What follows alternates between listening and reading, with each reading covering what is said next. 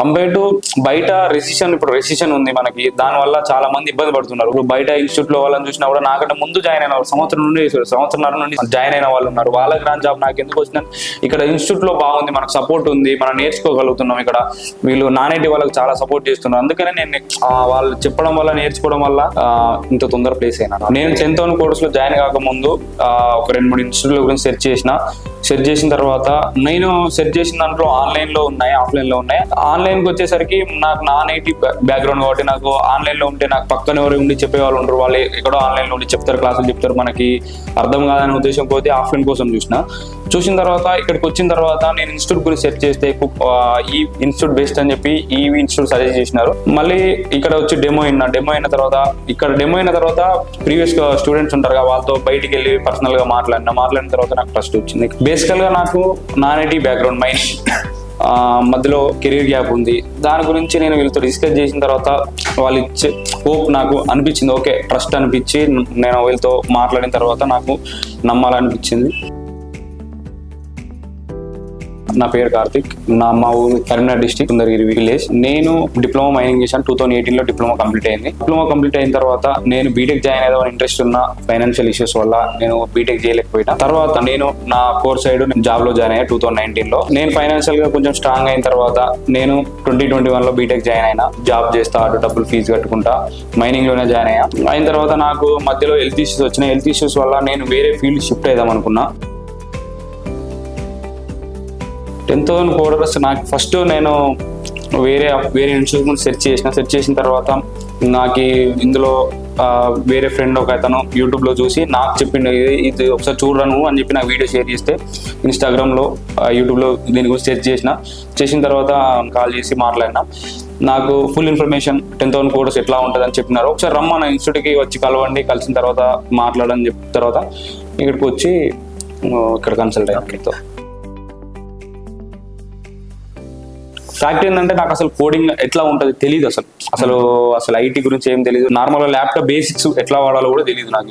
ఇక్కడికి వచ్చిన తర్వాత స్టెప్ బై స్టెప్ నేర్చుకున్నా. ఇక్కడ నాకు బిఫోర్ 6 months అసలు వెబ్ డెవలపర్ అంటే ఏంటి, ఫ్రంట్ ఎండ్ ఎట్లా వాడతారు, అందులో ఏం టెక్నాలజీస్ ఉంటాయి అసలు ఏం తెలియదు. ఇక్కడికి వచ్చిన తర్వాత వీళ్ళ ఎక్స్ప్లెనేషన్ అసలు ఏముంటాయి, నాకు ఏ ఇన్స్టిట్యూట్కి పోయినా ఇట్లా చెప్పలేదు, ఇది తీసుకో, వాళ్ళు నాకు సజెస్ట్ చేసినారు, ఇది తీసుకుంటే బాగుంటుంది, మీకు ఇట్లా ఉంటే బాగుంటుంది. నేను వేరే కోర్స్ పేరు చెప్పిన, అంటే అది దాని గురించి ఎక్స్ప్లెయిన్ చేసినారు, దేని గురించి ఎక్స్ప్లెయిన్ చేసినారు.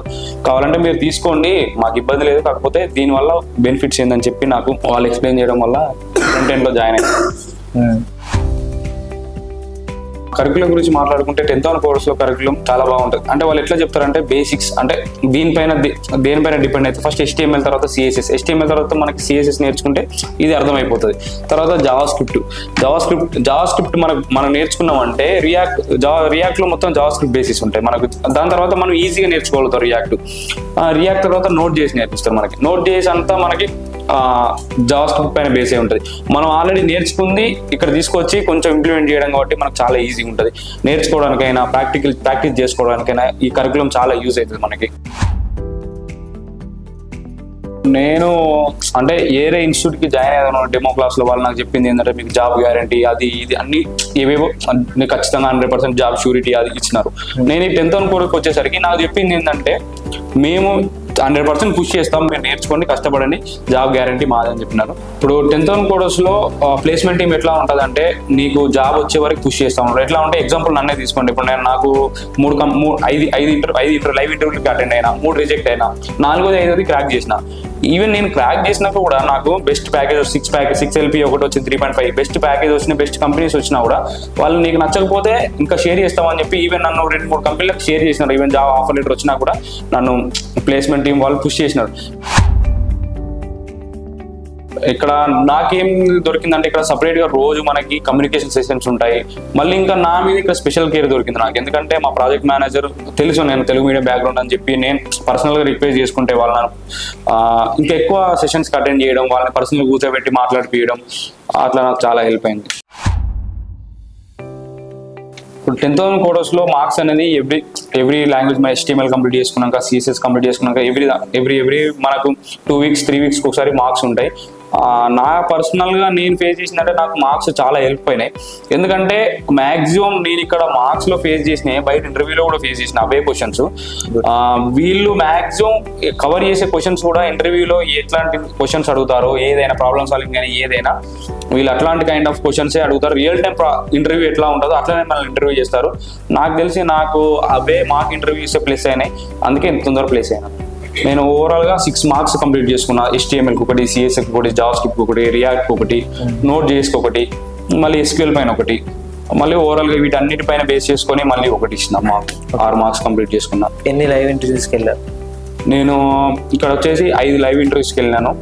ఫస్ట్ 3 రిజెక్ట్ అయినాను, మళ్ళీ సెకండ్ 2 క్రాక్ చేసిన. నాకు రెండు కంపెనీలో ప్లేస్ అయ్యాయి. ఒకటి బెంగళూరు కంపెనీ DVAST, ఇక్కడ ఒకటి హైదరాబాద్లో ఫిన్సైట్స్ కంపెనీ 3.5 ప్యాకేజ్తో ఒక ప్లేస్ అయినా.